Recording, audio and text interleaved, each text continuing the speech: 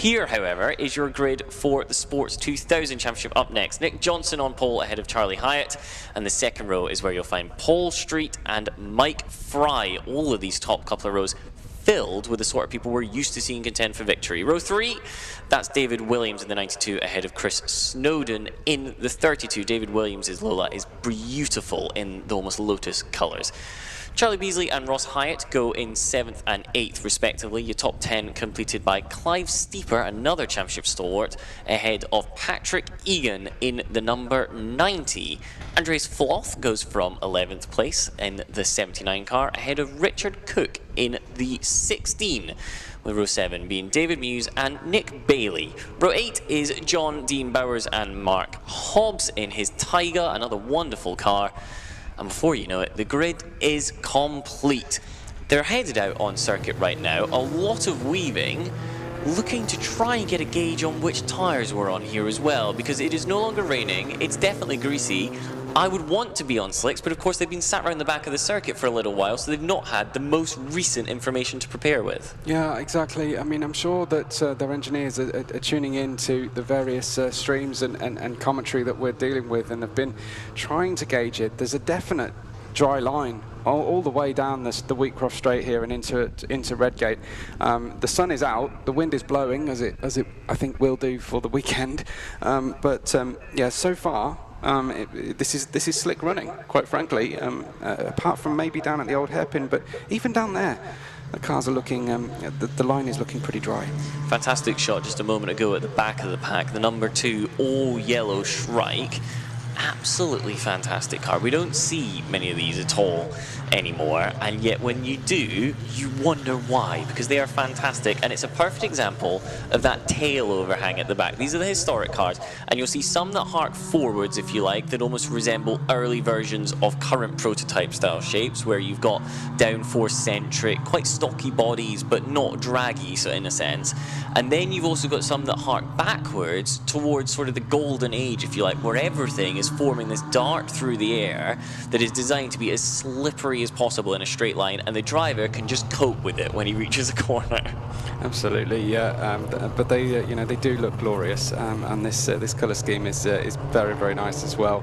The drivers just getting through into the Roberts chicane then at the end of the lap and getting prepared here. I think they'll be going for their second lap, it looks like, because our marshals are not standing in the way. The green flag is waving, so through they go once again.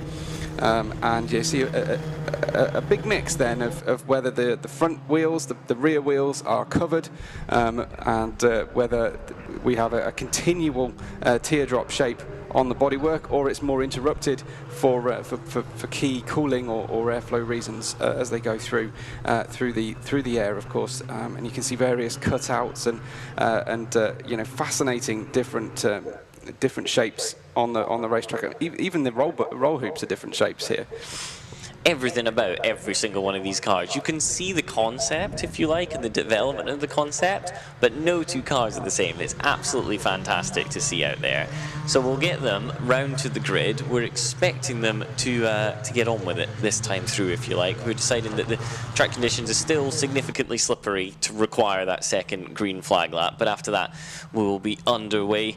As mentioned at the front of the grid, you're looking at the usual suspects. Charlie Hyatt is right up there, keeping an eye on a clean row ahead, and possibly his mirrors down towards turn 1, because there's been a couple of races this year where Charlie hasn't quite gotten the getaway that he would like to have. That doesn't mean that he's not going to do it this time. In fact, arguably it means he's had more practice than anybody else. But his form book shows that there's a couple blotches in there. There's a little weakness away from the start, but we'll keep our eyes peeled. Of course, you do get the slight advantage of being on the inside approach into Redgate. However, it's about 50-50 at the front of the grid as to whether you're on or off the racing line. By the time you get to Redgate, of course, the inside is not the racing line, and there may be more grip on the outside, but you've got to be brave on the first approach into that corner, because it is a bit of an unknown as to what those grip levels are going to be. Through the Roberts chicane they come then. Very wide, I'll say, in that one actually, for Charlie Hyatt just behind in the 10 car. So keep an eye on whether he is all set up and ready to go. He went wide and then has actually had to come back across to the other side of the circuit to get prepared for the race. So maybe scouting out that overtake line. Right. He wants to make sure he knows what the grip is like across the surface. That's the racing driver's excuse. But on pole and towards the head of the field is the 62 of Nick Johnson. Nick Johnson in the red, Charlie Hyatt in the silver and blue is what you're keeping your eye on, and everybody else will follow through behind. Cars pulling up on the grid. I am very, very excited for this one. Yeah, possibly, in my personal opinion, the best looking cars at the rear of the field. So the 12 and the 2 in the Golf and the bright yellow colour schemes. But we shall obviously be able to keep a close eye on them and their progress through or at the back of the field. But of course, we will focus predominantly on the battle at the front, where the big points are being paid. Bright yellow with flames, to give it the credit it's due, I think is the appropriate description there. All of the cars are lined up on the grid. We've got 16 of them ready to race. Green flag is waved at the back, and we'll turn our eyes to the gantry. The lights will come on when they go out. We race here at Donington Park. All 5 are illuminated, their engine notes rise, and we race. A good start initially from Nick Johnson in the red car. He's got the jump, he's got the lead, and he's got his whole car ahead of Charlie Hyatt on the run down towards Redgate for the first time I'm asking. Charlie thinks about the dive, he's pointing his car towards the inside, he's got his nose on the inside, he might be through on the inside. Here's David Williams is mugged further down the order as well. So it's Charlie Hyatt who hits the front after turn number 1. Wow. Didn't get the jump, but did have the confidence on the brake. Johnson might have an issue here because he's wide at the next couple of corners as well and looks a sitting duck to the pack behind. Yeah, he's causing a bit of a blockage on the racetrack as through goes the 33, and sneaking down the inside goes the 10 as well. And we're trying to see if there's a move there. It might be actually Hyatt in the 70 car who managed to get through that time, but it is Hyatt at the front of the field in the number 10 who managed to secure that lead early doors, and the 33 of Fry who's followed him through. So then, halfway through this first lap of racing at this stage, it is going to be quite a big gap at the front. Contact further back, the 32 car and the 14 come together. That was Chris Snowden and Charlie Beasley. They started near each other on the grid. They're still near each other by the time they come round to complete the first lap of racing. Hands out the car, whether that was anger or admittance, we'll have to wait and see after the race. But the lap 1 is off the clock, and it's Charlie Hyatt who is at the front. He got the lead in turn number 1, and he's happy to lead all the way across the line on the first occasion. Then it's going to be Paul Street in second place as it stands, and you'll find Mike Fry, former supercar driver. There's a good link into the rest of today's proceedings. He is in third position. Yeah, so clearly the supercars helping with these prototypes in the journey through and into larger engine, faster cars, more downforce kind of journey on these long circuits. But fantastic start there from Charlie Hyatt, but he is being caught by Street very quickly already. The gap reducing significantly, and we still then have, is that sorry, excuse me, that's Johnson who is still slowing in the 62 and letting cars by, maybe missing a gear or something, because he's not super slow, he's not imminently retiring, but he is moving down the order. Is it possible he's on a wet tyre, maybe, is the only thing I can think of here, because he's not pulling off the road, he's not got any obvious issues stopping the car or accelerating the car, it's just he's slow, for lack of any better imagination of it. He's about to be passed by Dave Muse now in that wonderful strike with the yellow and fiery livery towards the back of the field, but it is definitely the back of the field. Here comes Muse, and he's going to get that pass, I reckon, by the time they're at the Robert chicane. Here are your leaders passing through that right now. It's still Charlie Hyatt from Paul Street, and in turn Mike Fry runs in third. Fry's sort of the start of the rest of the field, if you like. The top 2 are broken away, and Mike Fry at the head of the battle on screen right now. He's got a couple of squabbles behind him, namely David Williams, who goes all the way around the outside past Ross Hyatt. Fantastic move. Very nice move, yeah, indeed. Really, really good. But it was Besley who was looked stronger on the way through the Robert chicane. He's now defending from the white car on the inside, and there's contact down into the Craners. That was a bit speculative, and yeah, the offender manages to escape unscathed, but the number 70, that was Hyatt. That was Ross Hyatt, who was spun, and part of his fairings have come off and have been dislodged. So I don't know if he's able to get running again. We haven't seen him running the car number 70 we're looking for to see if he has managed to get back. He did do a full 360. No, he's getting out of the car there, Tom, so it's bad news for him, and honestly, it didn't look like that move was on. It didn't at all. Ross Hyatt was completely within his right to try and take a line, and before you know it, Charlie Beasley was alongside and not giving way. Safety car deployed, as you would very much anticipate. Yeah, there it is, indeed. So safety car on its way out, because the driver climbing out of the car on the racetrack and on the racing line, such as it is, going through the craners. There's multiple lines through there, but a full yellow flag. So we're 2 for 2 so far this afternoon in terms of safety car intervention. But with a few more minutes left on the clock and a much easier recovery job, I think, for the our trackside operatives who do such a great job to recover these cars. But it will condense that field once again. Into the pits this time through actually comes the 32 and the 62. That's going to be Chris Snowden in the 32, and in the 62 your pole sitter Nick Johnson in. Keep an eye on this one, because we reckon Nick could have been on the wrong tyre. Is he going to be able to change that, or is he going to be stranded and simply have to call it a day? Oh yeah, we will be. We will keep a close watch as the cars are catching and passing our stricken racer. Unfortunately, he's just being attended to by the marshals. They're keeping him safe, and the safety car is obviously slowing the rest of the pack down to create a large gap for the recovery vehicle to come on and get our race back underway, of course. But yeah, no real sign of any. There's no jacks going on under the car, but they are attending to the left front of Johnson. So maybe there might be something broken or misplaced in there, but he didn't seem to come under any contact in the battle into turn 1. No, there was no contact at all. He stayed out of everybody's way, and unfortunately he then just appeared to turn in and not have the grip, which is maybe invocative of a suspension issue, like you say. So something not quite right. It seems to be on that left front corner. The big winners and losers in this one, I think Charlie Hyatt will be okay. He does appear to have the pace on the field, and similarly Paul Street looks pretty pacey in second place. The question is going to be that battle for third, because David Williams managed to pass Mike Fry. Mike Fry qualified ahead, and to be honest, in most of the races this year, finishes ahead of David Williams. So there's going to be a brilliant squabble when we get this one back underway for the edge of the podium. Of course, as soon as those guys are fighting, the cars behind in the form of Beasley and Steeper and potentially even Floth can try and get involved ahead of them and find themselves not necessarily fighting for the podium directly, but in that train that starts from third place backwards. Absolutely, yeah. We'll certainly have a very condensed field here for the remaining minutes of the race, because we started here for a 20-minute race, and it has been interrupted fairly early. So we're on to about 13 minutes to go.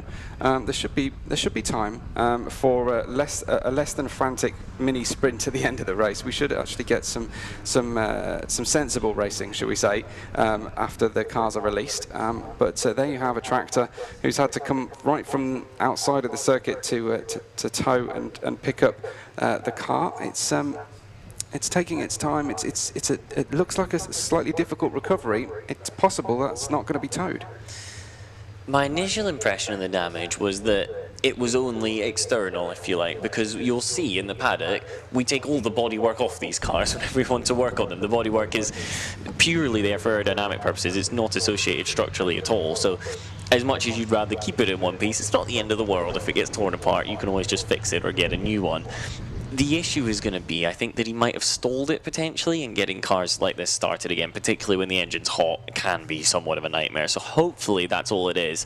Of course, whenever you have car-to-car contact, there's also a chance that you've had some suspension damage, a toe link's failed, all that sort of stuff, and before you know it, you're looking at more difficult fixes. But we always cross our fingers and hope for the best for our drivers. Absolutely, yeah. Hopefully, of course, we will.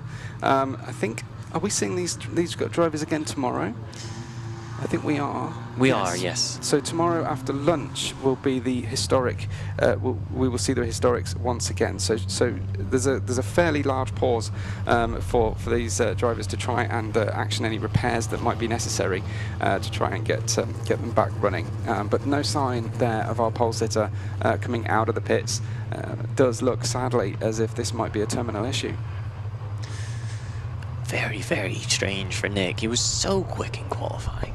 He was so quick in qualifying. So to have had something like that go wrong when in theory you've not done anything to the car, is the particularly hot bit, because he ran to the end of qualifying. So it's not like he pulled off with an issue and then happened to stay at the top. He ran to the end of qualifying, came in, supposedly nothing's happened to that car, and yet somehow by the first corner of the race it's obviously wounded and then just drops further and further in terms of the pace over the opening couple of laps. Safety car is across the line and will go around at least one more time. It may only be one more time, depending on how we can get Ross Hyatt's car off of the corner curves. It is lifted. We are suspending it all the way through now across the gravel trap and the grass and associated bits of scenery. Issue is that it seems to be quite wobbly, so there's a bloke there standing there trying to cantilever it all the time to make sure that Ross Hyatt's car doesn't shake itself to pieces. Just confirm that retirement, yeah, from Johnson, who has toured around and gone back towards the paddock. He was driving the car without his helmet, so it was clearly not going to compete again. But yes, as you can see, this teeter-totter situation that we've got going on with the 70. I presume that the lifting point should be the exact centre of gravity on the car, and it shouldn't be moving up and down quite so violently. But it's clearly not quite there, because this car wants to dip its nose in the gravel, it seems. The lifting point on these will be from the roll bar, so whereas often if you're mounting a lifting hook, if you like, you should find the 50-50 point, although it's easier said than done. With these, it will be there or thereabouts, but it often requires just that little bit of support. Safety car's going very, very slow towards McLean's, I reckon, in an attempt to try and get us going again this lap, but it will be extremely marginal as to whether Ross Hyatt's car is off. The tractor is almost through the barrier, which means the car can't be far to follow, but with the queue already at Coppice, it's got to be one more safety car lap. Let's see what happens. It's doing its level best, our safety car driver, to give that opportunity. The drivers would prefer a short notice safety car restart from a further lap around, I'm sure, but it's certainly going to be difficult. And there you saw one of the cars had a central pillar-mounted rear-view mirror rather than wing mirrors.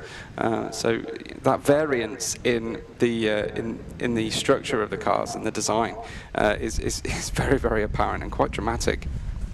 One of the things we've spotted with those central mirrors as well is that they do sometimes need to be adjusted back towards facing the direction you'd like them, so you'll occasionally see a driver's hand reach out of the cockpit and readjust the central mirror in all of this one. We're expecting this to be the final lap behind the safety car. Couldn't quite get ourselves going again for this time through, but we should be able to get some racing underway with around about 6.5 minutes on the clock by the time we've done one more tour behind the BMW. Little bit of information there, so gratefully received from someone who's just popped up to talk to me, is that Nick Johnson was the only car out on slicks, so everyone else has gone for the intermediates at least, and a wheel nut came off, and so he was protecting the car. It was loose apparently, so it didn't fully come off, but it was enough to upset the balance and handling of the car to such an extent, and that explains why he was not fully slow and not fully fast at the same time. But you know, great to have that information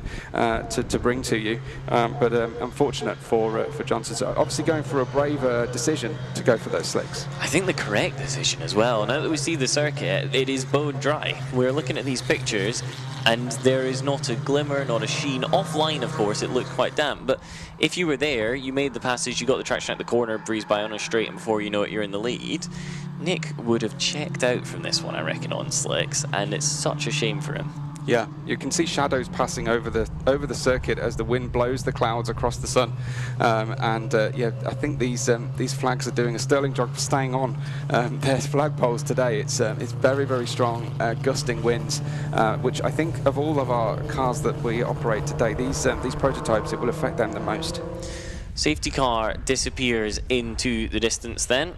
Hard braking from the safety car driver. Brilliant line through the first apex. Clips the second one as well. And before you know it, he'll be in the pits, which means that we can get racing once more. It will be Charlie Hyatt at the head of the field, and he's gone just before the chicane. It's a popular choice because you can often catch people a little bit unawares when you accelerate in what's normally a braking zone, and that's exactly what Charlie Hyatt has done. He powers his way down towards turn one. He's got a maybe 1 or 2 car length lead over Paul Street just behind, trying to go with them actually is Mike Fry, who sits in third place rather, in that 92 car. Gets a good run through that one, does Mike Fry. Mike's been known to compete upwards. Of course, if we're worried about tyre temperatures, now it's dry and we think people are on inters or wets, you never know. Yeah, 6 minutes then we will have of racing action for you for these historic Sports 2000s as they keep them down. And it looks like our number 2, who's getting very, very racy from the restart. He's tucked up right up behind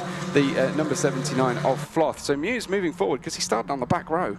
Brilliant race so far from Muse then. Here comes David Williams. I thought that was something a little bit different. David Williams has finally popped up onto the timing screen, and he's going to be trying to attack. I'm not sure that is David, actually. I'm pretty convinced it's going to be Mike Fry. He's either gone missing somewhere, but David Williams in third.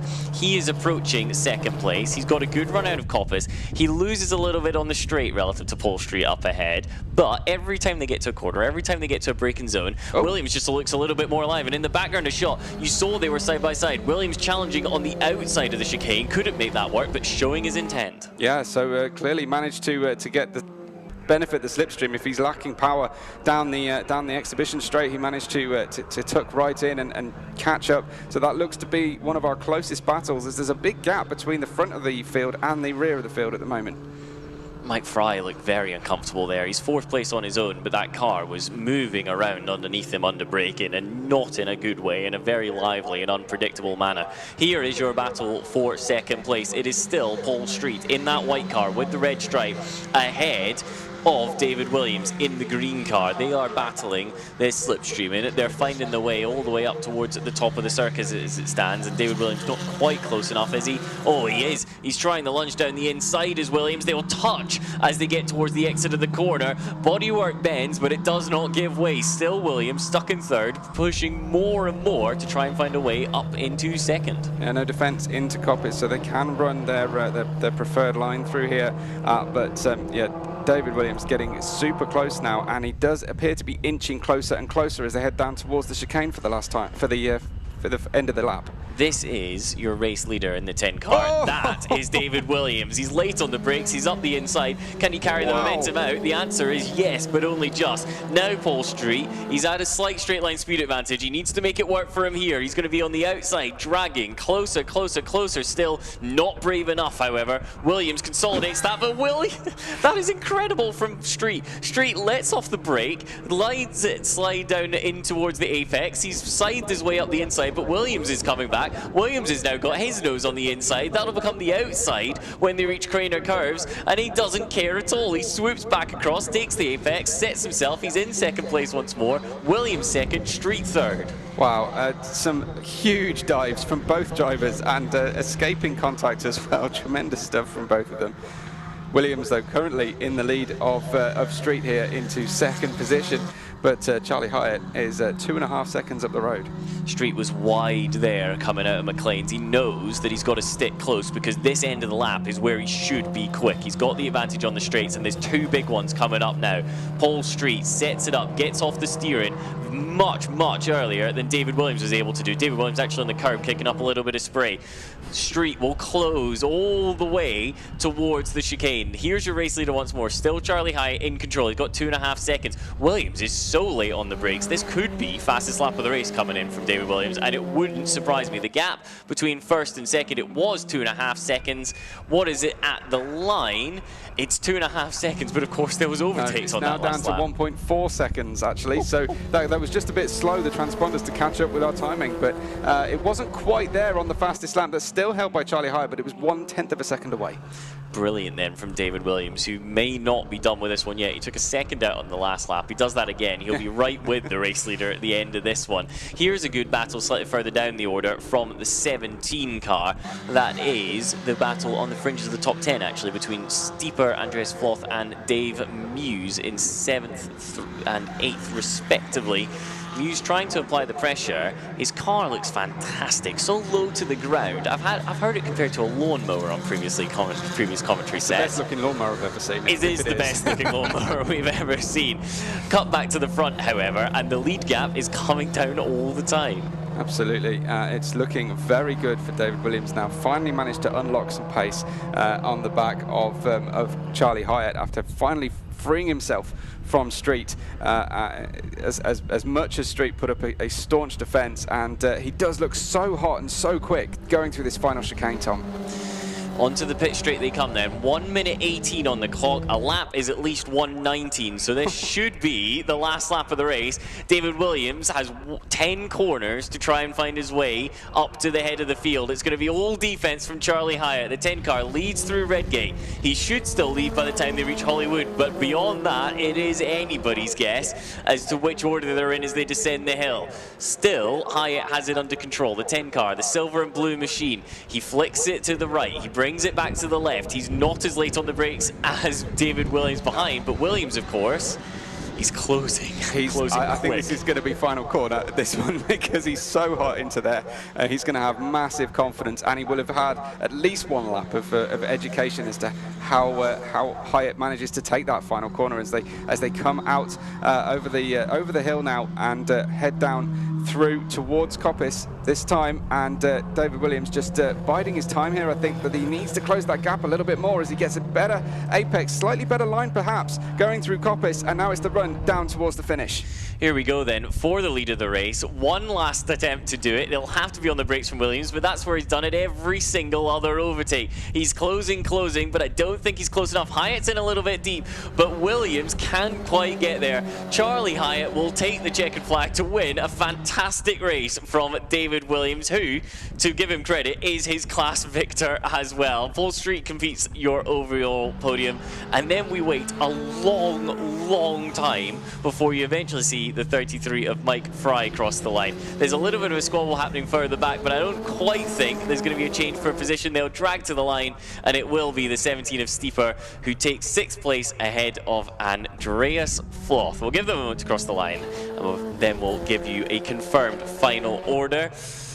Andy Webster is bolting it down once more. We'll try to come up with a different adjective each time. I think he looks slightly more controlled on this occasion. It's one step at a time, albeit taking them in a continuous swoop as he attempts to get down there and find some drivers to interview. We're not expecting any controversy in this one either, so hopefully he will get the order and we can confirm it. For now, however, it looks as follows. Charlie Hyatt wins Class A, and the overall victory goes with it. He's ahead of David Williams in 2nd overall, who in turn wins Class C, and Paul Street, who finishes your overall podium 2nd in Class A.